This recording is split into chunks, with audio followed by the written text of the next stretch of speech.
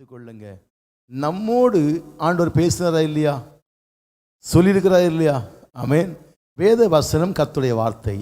இந்த வேத வசனத்தின் நிமித்தமாக இந்த வேத வசனத்தை கொண்டு நம்மிடம் அநேக வார்த்தைகள் சொல்லியிருக்கிறார்.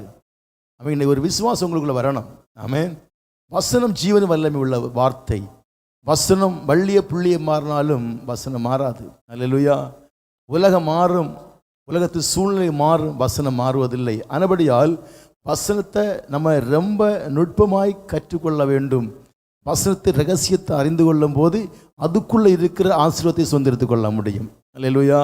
நம்ம அநேக முறை வாக்குத்தத்தத்தை கேட்டிருக்கோம், வாக்குத்தத்தை கை வச்சு ஜெபம் பண்ணியிருக்கிறோம், வாக்குத்தத்தை சொல்லி ஜெபம் பண்ணியிருக்கிறோம், அவன் வாக்குத்தத்தை விசுவாசிச்சிருக்கிறோம். உண்மைதான் இல்லையா? அதுதான் கர்த்தருடைய வார்த்தை. அதைத்தான் அவர் சொல்லுகிறாரு, நீர் என்னை நம்ப பண்ணின. வசனம் நம்பணுமா இல்லையா? சொல்லுங்களா? ஆமென். நான் உன்னை ஆசிரிக்கவே ஆசிரிப்பேன்னு சொன்னார் வசனம். அந்த வசனத்தை வாசித்ததை நம்பணுமா இல்லையா? ஆமென். அதுவரை பல வசனங்கள், நான் உன்னை பெருகச் செய்வேன்னு சொன்னார். ஆமென். நீயோ அநேக ஜாதிகளுக்கு கடன் கொடுப்பாய், நீ கடன் வாங்குவதில்லைன்னு சொல்லியிருக்கிறார். இதை நம்ம நம்பணுமா இல்லையா? இப்படி வாக்கு தத்தங்களை நம்ம நம்பணும். பல இடங்களிலே பல வாக்கு தத்தங்களை நம்பணும். எத்தனை விசுவாசிக்கிறீங்க? ஆமென்.